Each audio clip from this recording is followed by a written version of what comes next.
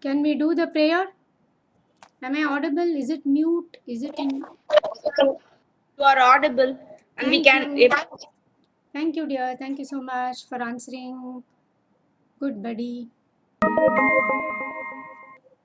Pray very sincerely. Asato ma sadgamaya tamaso ma jyotirgamaya mrityorma amritam gamaya sarvesham swastir bhavatu sarvesham shantir bhavatu सर्वेषां पूर्णं भवतु सर्वेषां मङ्गलं भवतु लोकाः समस्ताः सुखिनो भवन्तु ॐ शान्ति शान्ति शान्तिः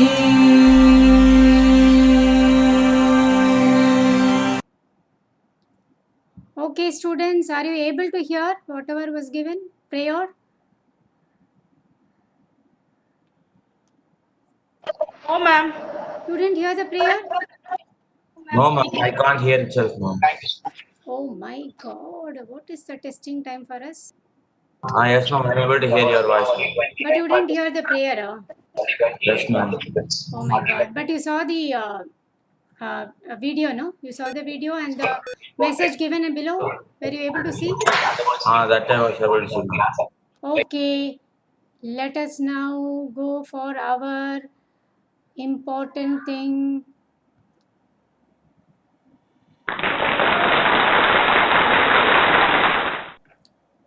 Okay, Bharadwaj Institute welcomes you all, dear students, for a grand revision 2020. Ceteris paribus, the only change which we are going to see today is the subject change. Okay, what is the subject we are going to do? Oikos nomos. See what we are going to do. So you know what this whole day stands for? Okay. Okay, let me go to the previous one and help you.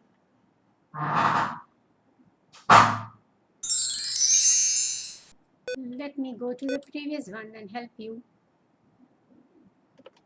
So, what we are going to do is, the next 3 days, we are going to discuss oikos nomos.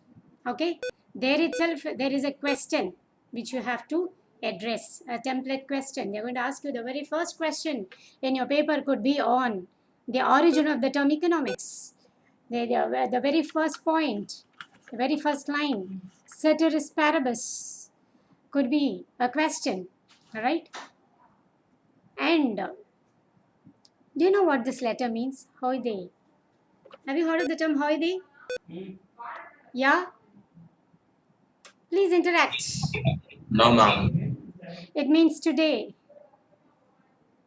Okay. So what is that we are going to do is the last 2-3 days you have been doing the session, and this is just going to be the change of the subject. Otherwise, we are going to have our usual revision pattern, right? And remember, education, the more importance you give to education, the better would be your future. So look at this quote: education is a passport for the future, for tomorrow belongs to those who prepare for it today. And look at economics. It's a strange science. It's very important. You know, for all your mundane issues, it's very important, right? So this is what we are going to have the next couple of days. So revision of business economics. We are going to do nothing new, a rapid revision from the examination point of view, a rapid revision in business economics, right? Okay, so what is that we are targeting? So what are we targeting? Look at this. We are targeting topic-wise quick coverage of core segments and key points from the examination point of view, cues on template questions. What is here and there? I will give you the important kind of questions which you are supposed to note it down, and a sample question papers is going to be attached. You know, collecting all the collating all the previous papers. This is a template form of a question, topic wise, with the solutions are there. Probably then and there at the end of the day we can give, or if time doesn't permit, finally after the 3 days are over, that afternoon we can give on Sunday. Okay, so what is that you're waiting for? Take out your paper and pen, jot it down. Okay, so we will be having a topic wise coverage. It's nothing new. By now you are familiar with all the concepts, but we are going to have a quick revision of it. Okay, so when you look at today's schedule, what is that we are going to do? Yes, it's on nature and scope of economics, law of DMU, theory of demand and elasticity of demand, theory of supply and elasticity of supply. Okay, so let's target this, right? So shall we go on to our page? Yes, where is our page? Let us go to the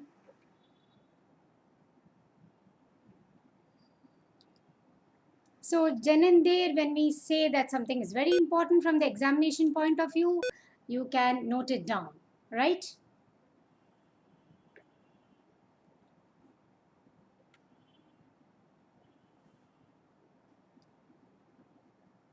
So, if I'm not audible or the screen is not visible, kindly let me know. That should be nice then.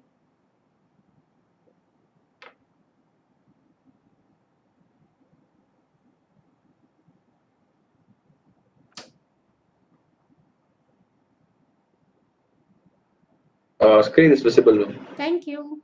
It's everything is all right. Thank you. Thank you. Acknowledge your response.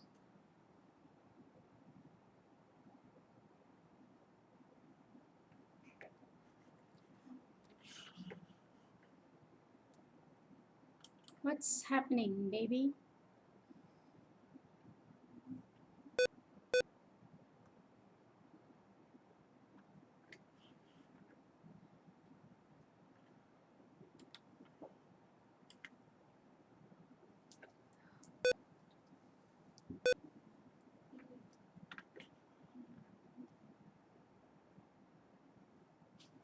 Students, so what is that we are going to do topic wise? Core segments and key points of the topic. Okay, so learnings from the lesson, each a topic quickly, learnings from the lesson. So as far as the first topic is concerned, please understand the topic title is nature and scope of economics. Okay, and this we are dividing into segment A and segment B. So segment A is general economics, where we are understanding about the origin of the term economics and also the four fundamental definitions and subject matter, which talks about just the concepts, introducing you to concepts like production, consumption, distribution, exchange, because these are the terms upon which the rest of the topics are discussed. Okay, and if you go down where you see this micro, macro, positive, normative, art and science, deductive, inductive, they are important for you because they are also discussed under business economics. So this is a prelude topic. Lesson 1, segment A is a prelude to business economics, where you are beginning to understand about economics, concepts in economics, and entering into business economics. Do you understand that? Yes, are you getting it right? So then let us go on to this topic. What is that we are going to discuss? Please note this. So the question 1 which you are noting as important is the origin of the term economics. Oikos nomos, oikonomia, and it is Greek words. It's a blend of two Greek words. The term economics is derived from the Greek word oikos nomos, and it is a combination of two words, and oikos implies home or household and nomos implies management. It is a very important, so you are marking template question 1, right? So this is what has been given to you here. So you have oikos is nothing but home or household, nomos is management. Now they could interchange and ask you, so they will say oikos implies management, Oikos implies home or household. Oikos implies economy. None of the above. So your perfect answer is oikos implies home or household, right? So this is a question 1. Then coming to the fundamental definitions, why is this segment important? If you take your textbook, I mean the Parent Institute material, the very first paragraph starts with Adam Smith's definition. Yes?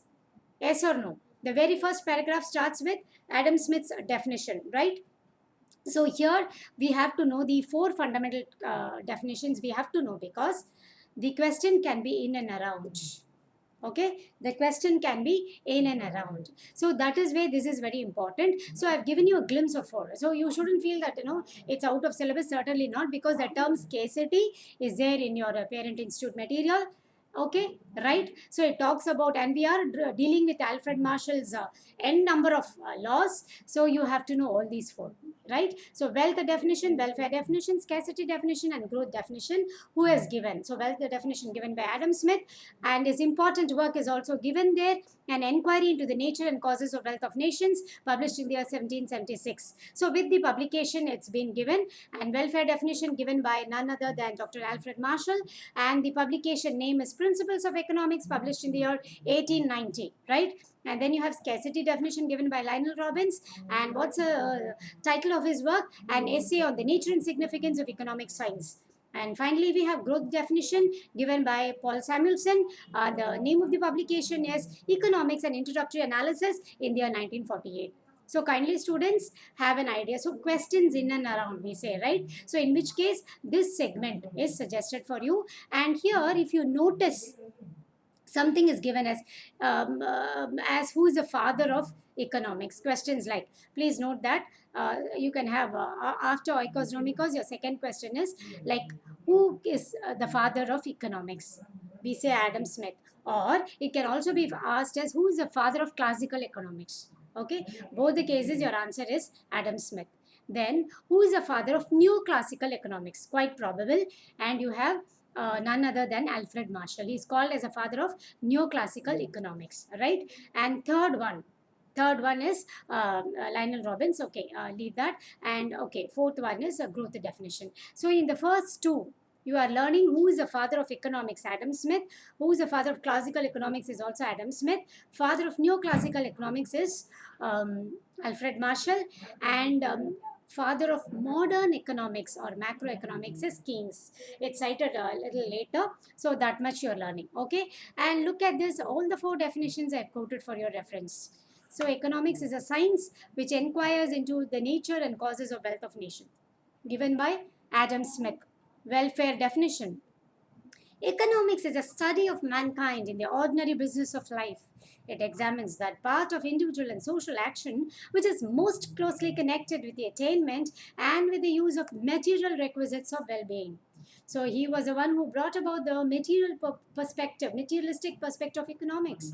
Then you have scarcity definition, very the fundamental or the premise of the economics. Okay, so what does he give in his definition? Economics is a science which studies human behavior as a relationship between ends and scarce means which have alternative uses. Now take down the next question. The term ends.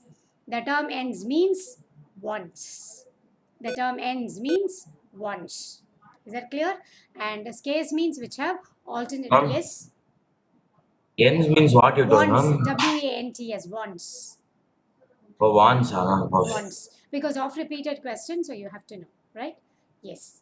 So, and then you have the last one, growth definition, according to Paul Samuelson, Nobel laureate Paul Samuelson. So look at the definition. Economics is study of how men in society choose with or without the use of money to employ the scarce productive resources which have alternative uses to produce various commodities over time and distribute them for consumption now and future among various people and groups of society.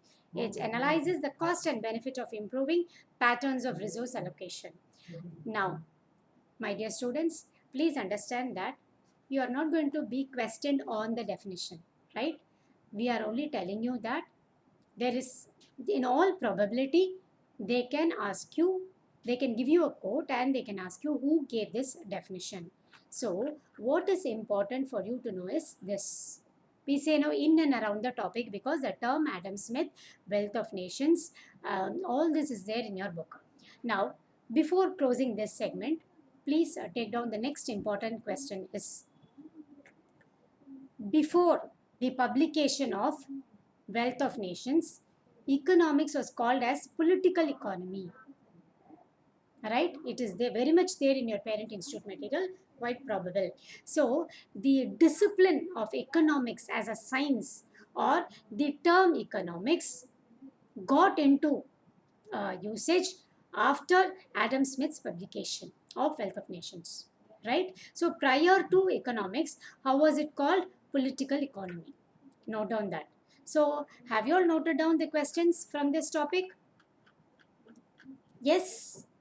So the origin of the term? Ma'am, can you once again repeat the question, ma'am? Yes, origin. The oikos nomos is one. That is one. Origin. Ma'am, can you show growth definition 1 minute now? Growth definition. No, Shashank, you are not going to write these definitions fully, because till 1 o'clock only, remember. Ma'am, no, I'm not writing, I'm seeing, ma'am. Okay, so please remember, we have to target all the topics suggested. So don't worry, we will circulate the revision material also. And for Bharajwat students, I think we have done exhaustively in our classes also. Okay, let me not put in that here. So we will just see that. Okay, so the 4 questions are the origin of the term. Okay, maybe I can just put it as, oh, why? Yeah, see, look at this. Origin of the term economics, 4 fundamental definitions. Look at this, learnings from the lesson.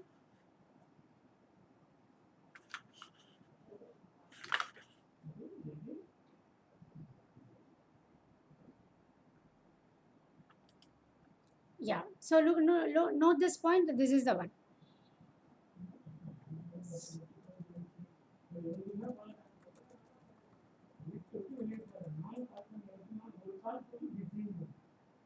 So you will study oikos nomos and the 4 fundamental definitions clearly. Yes? Can we move on to the next topic? Yes, need your permission, buddies. Yes, ma'am. Okay. Yes, ma'am. Yeah.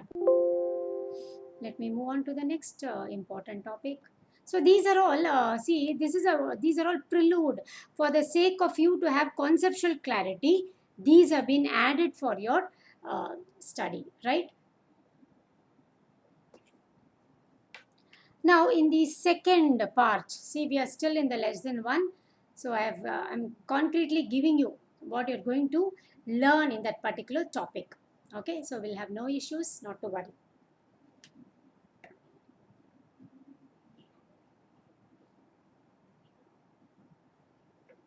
Yeah, students, now look at this learnings from this lesson. Please note this, we are in the topic 1. Look at the heading, revision 1, nature and scope of economics. We are yet to enter nature and scope of business economics. Remember, all this comes under part A, what I showed you as segment A. What is important? Look at this part. 4 important terms in economics, about a little about micro and macro distribution, on the concept of utility, about factors of production and factor rewards, different branches in economics. Now, all these are meant to strengthen your conceptual knowledge, so that any question in any angle, when it is asked, you will be able to address. Right? Once you know this, you will be able to address. Can you understand, students?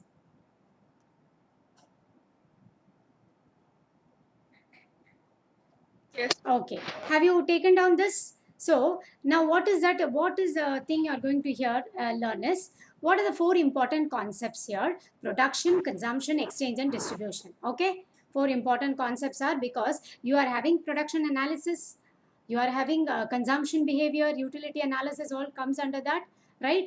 And exchange, we are going to study, and distribution. Okay, 4 important. They constitute the subject matter of economics.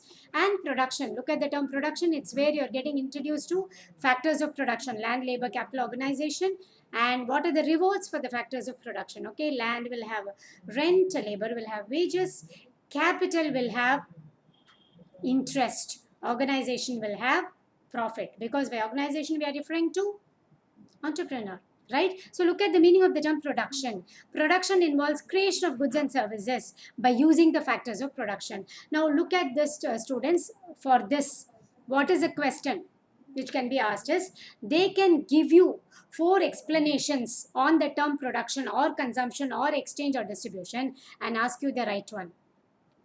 Quite possible. Yes, so we are getting conceptually thorough in the next 3 days. Make this as your target, right? So we are going to be conceptually strong so that we'll be able to address questions in and around apart from what is given in the topic. Okay, so that is our part. So please, did you note it down? So what is that we are noting it down? So they could ask you the meaning, the exact meaning of the term of any of this. That is one. And the other thing is, this is a basis for you to understand the other topics, right? So we understood what is production. It involves creation of goods and services by using the factors of production. It is transformation or conversion of raw materials into finished goods. And it is creation of utility. Look at this. Okay, so all these are referring to production activity, right? And under production, for your information, we have 4 types of utility: form, place, time, possession. And now what is coming popular is information utility, right? Probably this you must be well versed at this particular context, right? So what is form? It's about changing the shape of a material. For example, you have a piece of wood which is converted into furniture. So when you make it into a furniture, it gets added value, right? So as a wood, as a raw material, of course, it had its own utility, but as a furniture, it has enhanced utility. That's form utility. What's place? That which is making available the commodities near the consumer's vicinity or locality, right? Okay, that's another advantage. For example, having a bookstore very close to the colleges or schools, nearby the schools or the colleges. Then time utility. What's time utility? That is making the goods available at a time when the customers need it or want it. The timings of the shops, that will give you an idea, so that it facilitates the customer buying of the commodity when he is in need. Again, the school or college is a very good example, where the bookstore or a stationery shop will be opened by morning somewhere 7:30 if it's near the school, because school goers or college goers on the way, they buy their stationery. So time utility. Possession utility. What's possession? Facilitating the consumer to buy the commodity, right? So buying the commodity in the sense, yes, it could be like, give them a credit facility. Fine, that's a good thing. Okay, and in fact, it means how useful a product, is making the product more useful and facilitating the purchase, right? And last but not least, or very important, is information. That is, companies these days, I need not have to say about promotion and advertisements. These are the days of promotions at the peak, right? So you will have these companies engaging with the customers, okay, to trigger them to purchase. So these are the forms of utility. So what is production, creation of utility, and forms?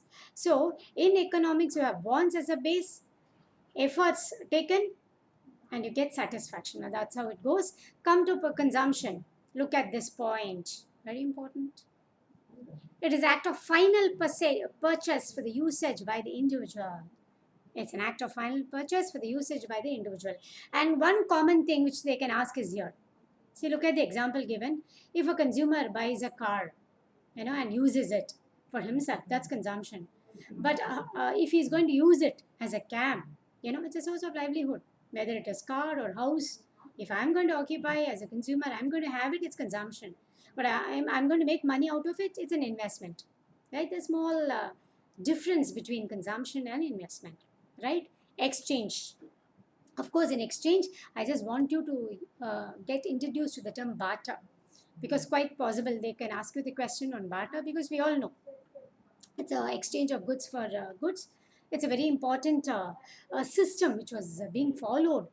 In fact, it has a very ancient, presence as such. And in fact, it was Chandler who gave a most appropriate definition of barter system. The direct exchange of economic goods for one another is called as barter, right? And of course, it's a French term, barter. It's from the French term barter. And here, of course, now we have what is called as monetary economy, exchange of goods for goods, right? Students, that's all about you have to know on exchange, right? So exchanges, how do you get your goods? Is it for money?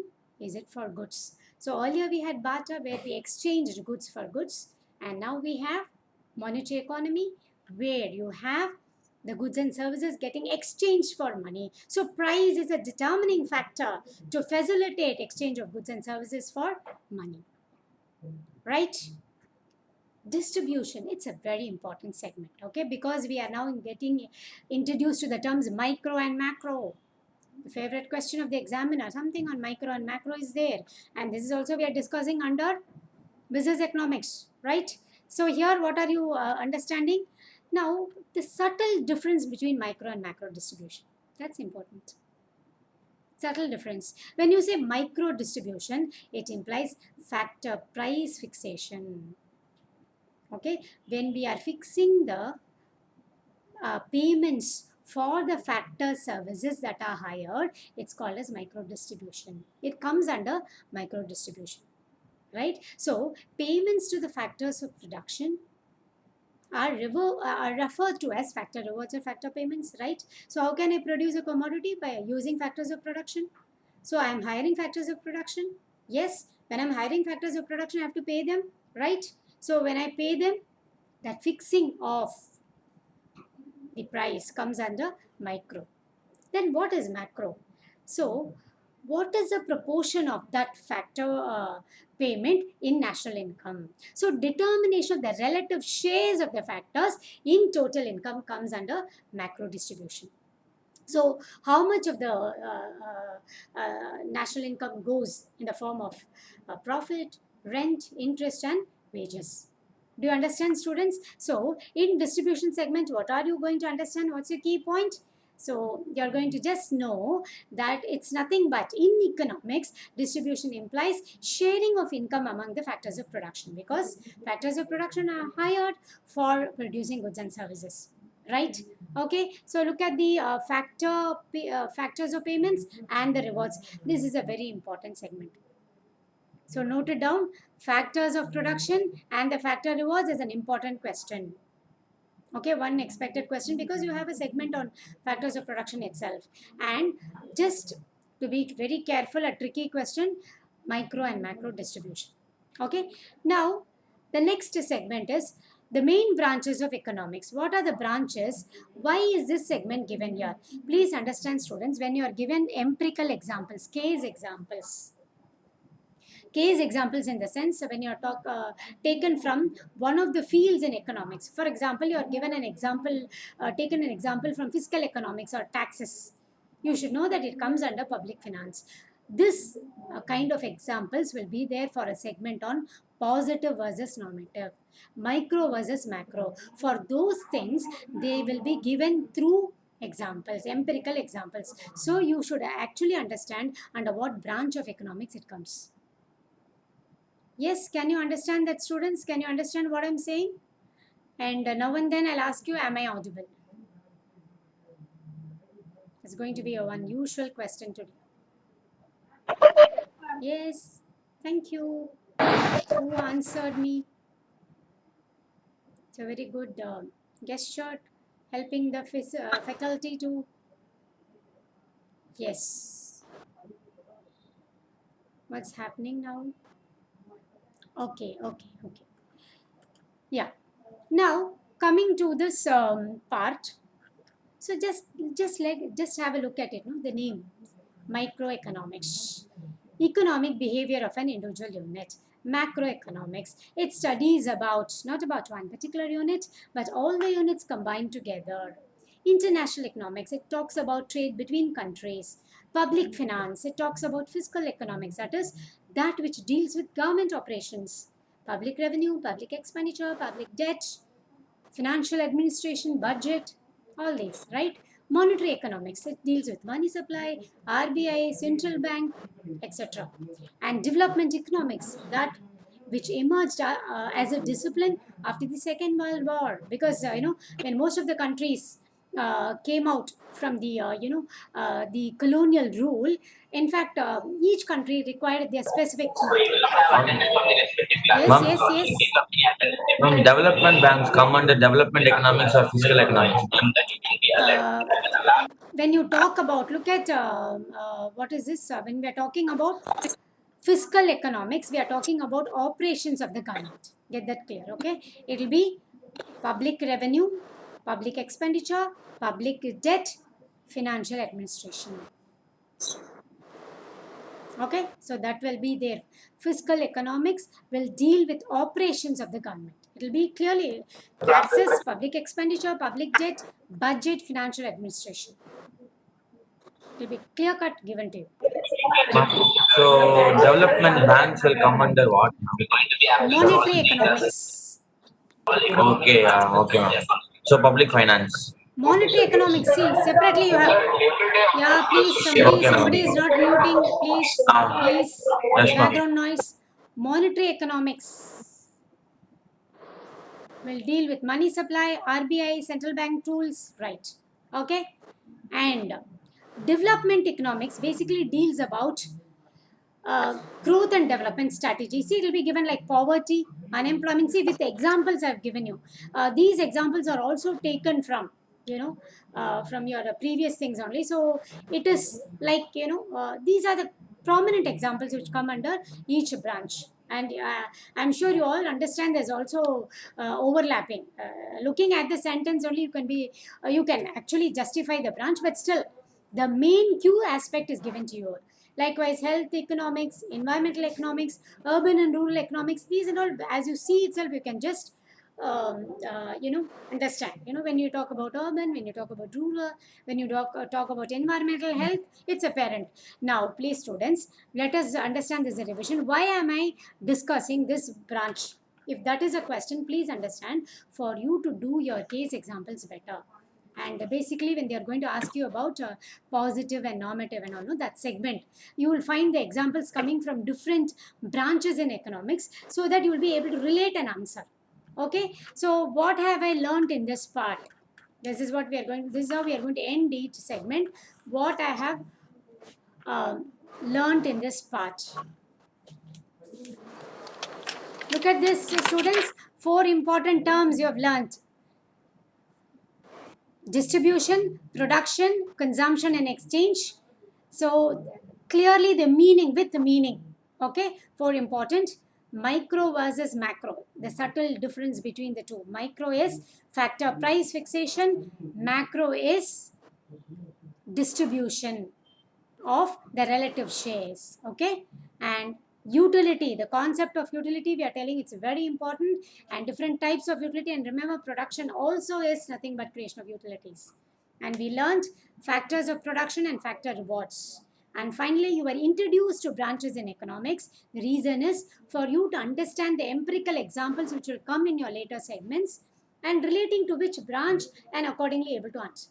Okay, sometimes for the want of proper understanding or grasping of that question, we may miss out. Right? Have you all understood, students, this segment? Have you all noted down the important questions in this segment? So after each segment, I'll ask you this question. Okay, can I move on to the next? Excuse me, Yeah. ma'am. Ma'am, give an example for normative and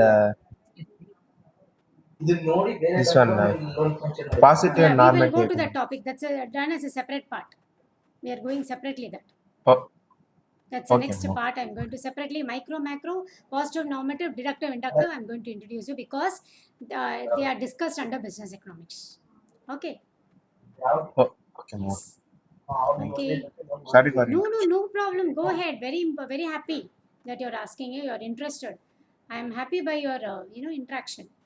The only thing is, no, we will be looking at time. That's all. Not a problem. Anything, feel free. Okay. Don't hesitate.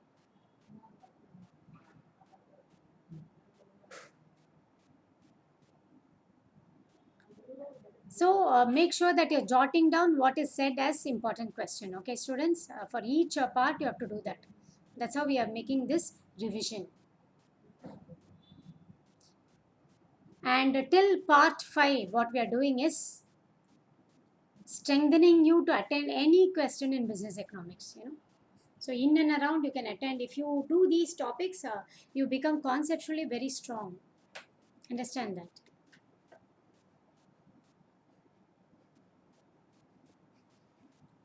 Yeah. Now look at this. In part 3, please note down this. As we are doing the lesson, make down what is given as important learnings from the lesson. Look at the segment. This is what I am telling you as question. Okay, so who coined the terms micro and macro? Father of macroeconomics. Name of Keynes publication. Microeconomics components with few examples. Macroeconomics components with few examples. Difference between micro and macro. Economics as an art and science. Okay, that's a summary of this thing.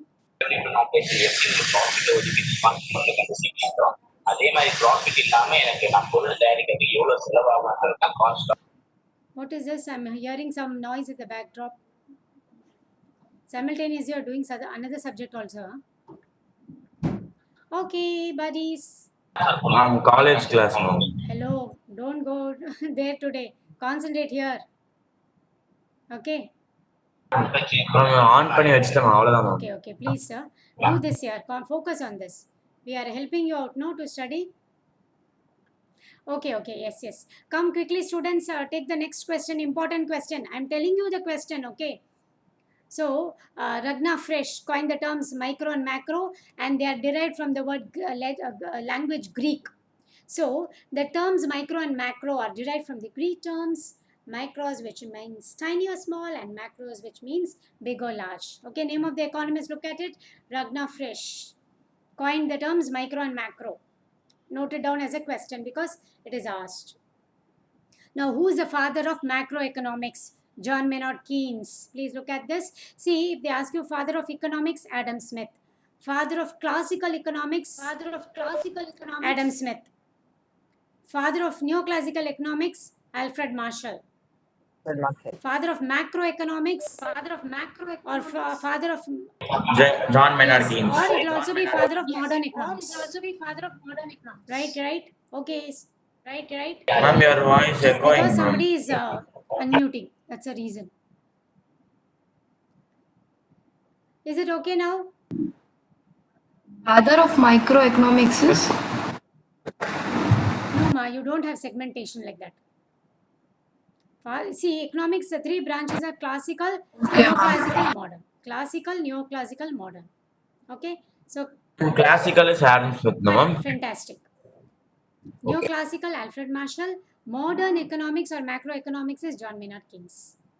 Okay, are you clear? And then publication of Keynes. Look at this. The General Theory of Employment, Interest and Income in the year 1936. Please note it down. Important. Now we are going into a very, very important segment. Without this, you will not find any paper in economics, business economics, right? So look at this, students. So, microeconomics, the components with examples. Okay, what is microeconomics? So, specific, that which studies specific, particular or individual, micro perspective or a micro picture of an aggregate system. Micro picture of an aggregate system. So you will know that it's a segment of a whole. That's micro discussion. That's microeconomics basically, right? And please look at all these points. Product pricing. Look at this. That's why I introduced you. Do you remember the previous segment what we did as micro distribution and macro distribution? The reason which we did is, see, directly I'm putting here as product pricing, factor pricing. So fixation of prices will come under micro, whereas determining the share of each factor reward in the national income will come under macro. See, once you do that base topic, the next topic will be easy. Okay, that's why I said you will become conceptually strong if you do part 1, part 2, part 3, part 4, part 5. After that, You can even address any question easily. Okay. Now look at this: product pricing, factor pricing, the economic condition of a section of the people or a section of the population. For example, BPL segment, like that. Or behavior of firms. Firms is only one segment of the economy. Location of an industry. So these are all the possible examples coming under micro, which enables you to understand the micro perspective of an aggregate system. Yes? Okay. Go to macroeconomics. Look at the term aggregate. The term aggregate is very important. It pertains to the economy as a whole. As simple as that. And look at all these examples. And one thing which I have to tell you is identifying macro element is easier than identifying a micro. So be very careful. So you go by this. All these examples, have been taken from your parent institute material. Previous also you find things are coming of this sort. These are all some of the what you can say this template variables. Okay, so this similar type you'll get. See, location of firm, behavior of an industry. Okay, so these are all coming under micro because that which will give you a micro perspective of an aggregate whole. Clear, students? Then macro. Macro, this is relatively easy. National income, national output, general price level, BOT, balance of payment, balance of trade, value of currency, then GDI, GDS, gross domestic savings, gross domestic investment, level of employment, rate of economic growth, all these. So it is easy for you to identify macroeconomics. So please note it down that microeconomic variables you have to repeatedly go through prior to the examination or revision. Repeatedly go through that. Okay. Now students, when you're doing macro, ensure that you're able to understand what they're giving. That's why some examples this red color which I've given is to make you understand the significance of learning the concept and attending the example. When something is there, as you learn, when you prepare for the examination, if you don't know the concept, don't vaguely take it as example under macro. You learn the meaning of the concept and do it. So that is why a small discussion I did on BOT and BOP. This red part is given for you to an indication that I will know the concept and I will bring it under micro or macro. That's how. Okay. So a small example I've given to you. Okay. Now the important things under microeconomics. Now why this is given is markets, goods, demand, supply, marginal utility, consumer demand theory. You may all know it's micro, but welfare economics, people make the mistake of bringing welfare economics under macro. It is not so. So please understand, students, look at the components. These components will come as examples under microeconomics. Now, how will your template question be? So they will ask you, they will give you markets, goods, welfare economics, inflation. Which one of the following is macroeconomics? Question could be like markets, goods, welfare economics, inflation. So you may be tempted to say markets, you may be thinking it could be welfare economics, all look big, no? Your inflation is your macro. Do you understand, students? And yeah, that is where this is important. The start is important. And go to microeconomics. Look at the other name. See, one important thing, note this as a question. Microeconomics is also known as price theory. And macroeconomics is known as a theory of aggregation or aggregative economics. When they ask you the other name for macroeconomics or study of macro behavior is aggregative economics. And for microeconomics, it is price theory. Okay? Yes. Then, yeah, all these you must be knowing. So I've given you what are most possible, repeated, kind of examples are already added here. What usually they ask, monetary policy, fiscal policy, globalization, all these are issues relating to economy as a whole, not with a consumer X or Y or Z in specific, or not with a particular firm or a particular industry, with an economy as a whole, right? Okay, so make a note of this. The other name for microeconomics, the other name for macroeconomics, and this type of question. So the template question, you can also note this as a thing, market, goods, welfare economics, and inflation, what we are doing in the revision. So which one of the following is macroeconomics? The answer is inflation. Okay, so those are called as template questions. Okay, and I've added to you why welfare economics is macroeconomics, because it is using utility theory as a basis. The application of utility theory in microeconomics is the premise of welfare economics. Do you understand, students? So that is why it comes there. And some of the macro concepts where you'll be misled. For example, when they asked consumption function, people thought it is microeconomics. It is not microeconomics. And for your information, I think you may be knowing that consumption function is a concept which was evolved by John Maynard Keynes. Okay, and see, look at this. Why am I bringing it under consumption function? It is a functional relationship between two aggregates, that is total consumption and national income. Total consumption and national income. So naturally it's macro. Okay, so because because you find no consumption function, there is a possibility, and even in our class test, we found that students brought tick marked it under micro. So that is why I'm cautioning you that, right?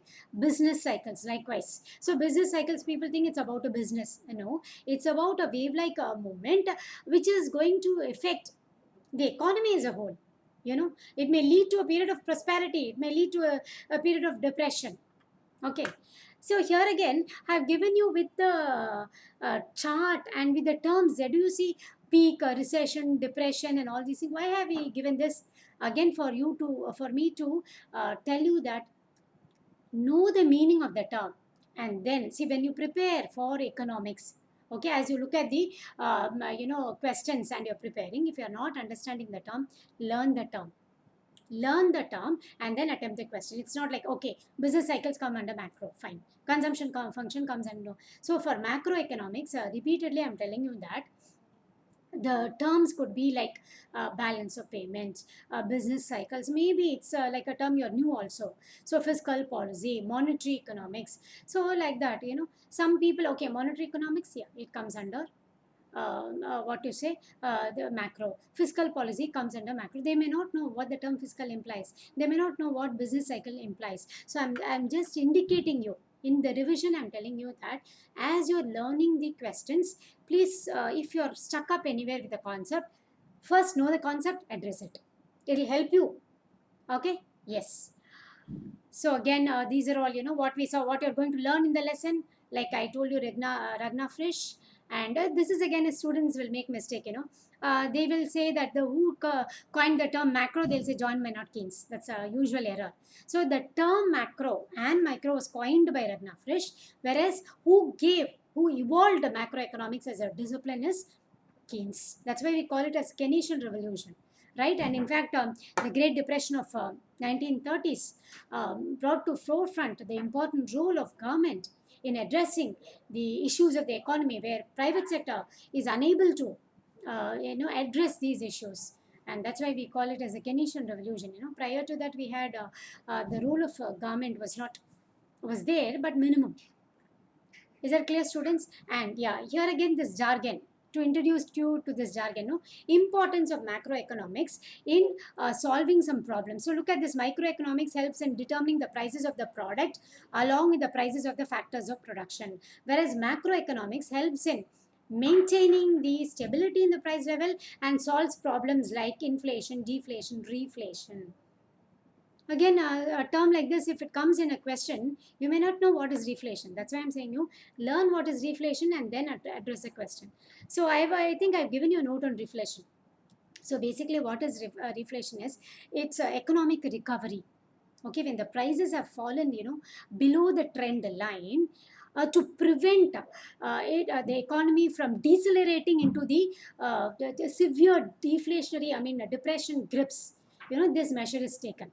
Okay, it's an expansion policy. Some kind of stimulus will be given. It can be a monetary stimulus or a fiscal stimulus. Tools are irrespective, but here they are trying to bring revive the economy. Okay, when the price has fallen below, say, the trend line.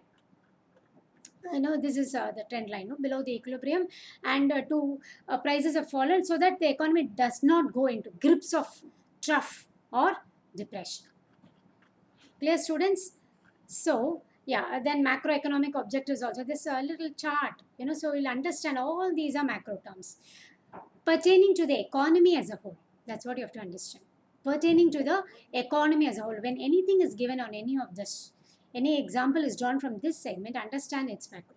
That's my idea in bringing this phenomenon. Yes, students, are we clear? So, what are the important questions you have marked in this topic? So, who coined the term micro and macro? Who is the father of macroeconomics? The name of Keynesian publication. You understand the importance of micro components. You are going to learn macro components. You are going to learn, and just the difference by when you learn the components itself, you will get to know the difference between micro and macro. Okay? Yeah, somebody was interacting. I think, is it? Ma'am, can you show that macroeconomics that you showed, no, ma'am, one Which thing? one? Which one? That which and all comes under macroeconomics, ma'am. One thing you showed, no, ma'am. Which It- that list? Is it that? Yes, ma'am. This And reflation, can you explain, ma'am, 1 minute again? reflation. Yeah, not a problem. Now listen, the terms like reflation are brought to your knowledge for a larger purpose. That is, when they are giving you an example from economics, you have to know the meaning of the term while preparing. I'm saying this is a tip for preparation. When you're preparing, see, for example, I would always suggest CA students to test themselves with book back questions, because your book back question, you take it from me, is a template model, because we have been seeing questions taken from that only. Now, supposing there is a question where you have to find out a macroeconomic variable, okay? But if you don't know the variable, but when you look at the answer, the solution, and say, yeah, okay, B is reflation, this is macro, and you study that, there's no purpose, because you have to know. And while you prepare, this is not in the examination hall, I'm saying, as you're preparing, please study the component well, and then go for knowing the, answering the question. Now, in that context only, I brought you the term reflation, because it's very new. And in one of the papers, if I remember, a couple of years back, deflation was given as one of the variables. And they asked, they had given 4 variables, 3 was micro and 1 was macro, and you were asked to find out the macro. One of the mock papers, I guess. So reflation, what is reflation? Please remember, reflation is a tool of recovery. It's a recovery phenomenon when the prices are coming down or declining, and there is an economic forecast that it is going to go too deep. You're going to enter into grips of depression. At that time, a small rise in the price level, the government will, through fiscal measures or monetary measures, the government will try to recover the economy. For example, Ma'am, so when deflation takes place, the government tries to recover the economy from deflation by increasing the prices, yes, ma'am. exactly. Okay. So that, see, look at this. Okay, Your answer is perfect from the last line. Reflation aims to stop deflation from entering into a trough. Okay, if you permit it, what will happen? So when you are seeing the prices are going down steeply, naturally this measure has to be taken. So perfect understanding. Yes, that's what I mean. But apart from the term reflation, understand that in macro, for examples in macro, they can take anything and give you similar to this. Okay, this is one example, reflation. Likewise, you have, I know, BOT, BOP, anything they'll ask here. So that's why you understand. That is how I instruct students or guide students. Okay, yeah. No, you will send the notes, no? Yeah. Revision material will send you. Yes. Revision material will give. Yes. Now, look at this. Please note down the next point. Economics as an art and a science. Please note it down. What you're going to know in this is economics as an art is application oriented. Science is knowledge oriented or theoretical. So economics is both an art and a science. As an art, it's practical. As a science, it is theoretical. Yes, this is a very important point, this line. Okay. And one quote I have added, because this quote could be asked, because it's given by Keynes. What is art? It's a system of rules for attainment of a given end. Now, my dear students, please understand, art also has theory. This is one error which you cannot make, because when they're giving you 4 sentences and they're asking you to find out the right and the wrong, they could be tricky. So remember, art is not deprived of theory. When we say art is practical, it's not deprived of theory, but the theory is meant for you to grasp the nuances of that particular subject or art form for delivery, for perfect delivery. Do you understand? So when we say art is practical, we are not going to say that art doesn't have any theoretical knowledge at all. No, certainly not. See, look at Keynes' definition. That's why this example is given. It's a system of rules. It also has rules to be imbibed, rules to be studied, rules to be acquired, learned. But for what? For learning or grasping the nuances, the subtleties of the art form and deliver it. Clear? Okay. So art is practical, science is theoretical. Is that clear, students? So that is one thing which I want you to know. Now, note the next point. Economics. I don't know. I'm not giving the numbers, but I expect that by into 1, 2, 3, you're jotting down. You're jotting down so that in quick revision, when you do a rapid revision, after you study, when you have a second revision, you can take this jotted down points and see whether you are able to recollect them. Right? Now look at this now. What is art and what is, science? That one we saw. The next is the examples of art in economics. Look at this. Policy tools are examples of economics as an art. Please remember, any policy tool. Okay, a monetary policy tool or fiscal policy tool, budgetary allocations, these are examples of economics as an art. Okay, so when they give you as theories, they are, and laws, when they use the term law, when they use the term theory, then it will be science. Okay, now look at this quote, art teaches us to do, science teaches us to know. These are all statements. Okay, art teaches us to do, science teaches us to know. This very well you will be doing. So business economics. So business economics I've given you as an example where it's an integration. It is to make economics more practical, integration of economic theories with business practice. So what is the purpose of any form of art? It has to have practical application. Likewise, in business economics also, we wanted to use theories to put it into practice. Is that clear? So ultimately, we understand that the object of economics as an art is to formulate rules to be used for formulation of economic solutions, practical policies, and public policies are very good examples. And now and then, please see the quotes which I have given according to Mehta. Knowledge is science, action is art. And here, students, note one thing.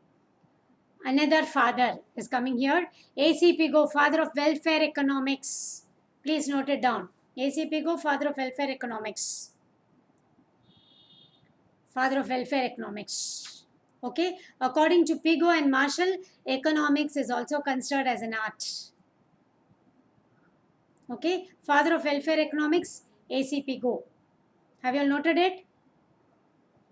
Now, another important question from the examination is this. Take it down. Economics is neutral between ends. Please note this point. Economics is neutral between ends.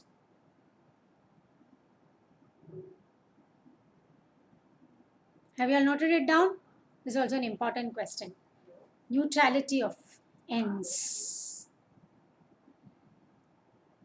See, Lionel Robbins, according to Lionel Robbins, the duty of the economist is to study the use of resources for production of anything. He will not be taking into consideration whether the substance which is produced is hazardous or good. Do you understand? So he is not worried about the nobility or otherwise of the production activity. So the production, the item to be produced can be liquor or alcohol, or it can be something nutritious or healthy. That is not the problem of the economist. So this is the implication of the term. Economics is neutral between ends. Lionel Robbins gave neutrality of ends. It is implying that the duty of the economist is just to study the use of resources for attainment of given ends. But we are not worried whether that is good or bad. Okay, economics is neutral between ends. Do you understand, students, this point? So note it. Okay, then go to economics as a science. Sorry, economics as a science is theoretical. Science teaches us to know. So look at these features. So it's a systematic body of knowledge which traces cause and effect relationship. It involves steps in, as such: observation, collection, classification, analysis of data. Okay, so it follows a scientific process. In simple terms, that's it. Okay, yes, go to the next one. Look at this. Note this down. Template question. Economics is a social science. It's a soft science. It's an inexact science. Please note down. Economics is an inexact science. Why do I say so? Because economics also has laws. The laws of economics are not as exact as laws of physics or chemistry. As simple as that. Okay, the explanation is quite clear. So remember, this is a repetitive question. Economics is an inexact science. Why? Because though economics has laws, it's not as exact as physics or chemistry. Are you understanding? Yes, students, am I clear? Have you all noted? Am I audible? Yes, ma'am. Done. Yes, ma'am. Okay, students. Now, yes, that much is very important. Now, just as we saw examples for economics as an art, public policies, look at this. Economists claim that laws in economics are universally accepted. We have laws which defines economics as a science. Your law of demand, law of supply, law of DMU, right? Of course, I had already introduced you as an inexact science because it's not going to be exact. We all have assumptions. Okay, so they are not going to be as exact as laws of physics or chemistry. That's why we call them as inexact. That's why economics itself is defined as an inexact science. And look at this: law of demand, law of supply, law of DMU. Right? Examples. So you are going to study the what economics as an art is, or generally an art. Art is empirical, practical. Science is theoretical. Okay, and the other point is examples from economics for art and science. That is what this chapter does to you, right? Okay, so features of art, features of science have been summed up. Is it clear, students? And so when you talk about one important feature of economics is it has a scale of measurement just like science. And Professor Marshall used money as a measuring rod. Okay, he used money as a measuring rod. And now the contemporary thing is you have what is called as Human Development Index, HDI, used by Amartya Sen. According to Professor Amartya Sen, HDI, Human Development Index, is used to measure the economic development of a country. And what is Human Development Index? Look at this. It takes into account important dimensions: life expectancy at birth, average education level, and GNP per capita or standard of living. Okay, it's also a statistical tool which is used to measure the country's overall development in socio-economic dimensions. Is that clear? Scale of measurement. Okay, coming to the last part. Economics is both a science and an art. Please understand that economics is not only science, not only art. Economics as an art is application. Economics as a science is methodology. Is that clear? And this is a popular quote of Professor Kosa, the name of the economist. So in this segment in art and science, three things we learned, we revised: meaning of art, meaning of science, few important quotations which can be asked in the examination, and examples from economics on art and science. Yes, is it fine? I'm going to the next topic. Is it fine?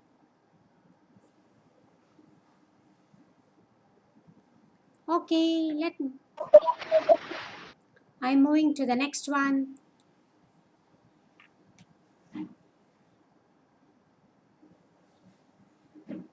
This is an important segment.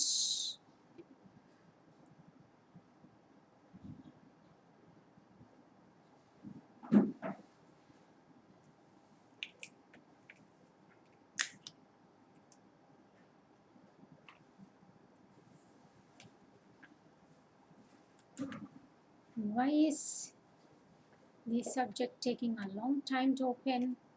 Open, my dear.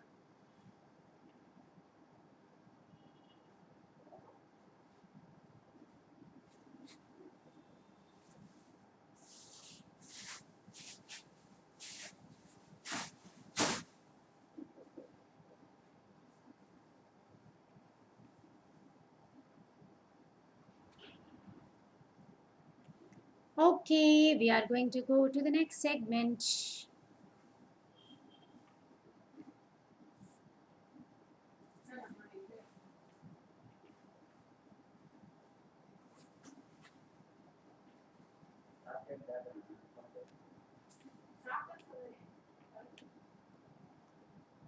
Where am I now? Why is this page not fully visible? Yeah. Now look at this, students. This is an important segment. Mark, this topic itself is very important. Two things only you are going to know in this topic. Please look at this. Learnings from this lesson.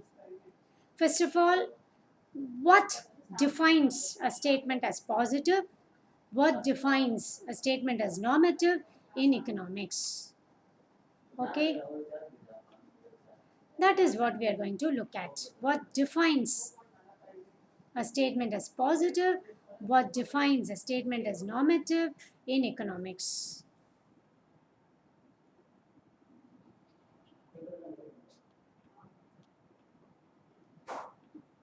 Just a minute, students. Just a minute.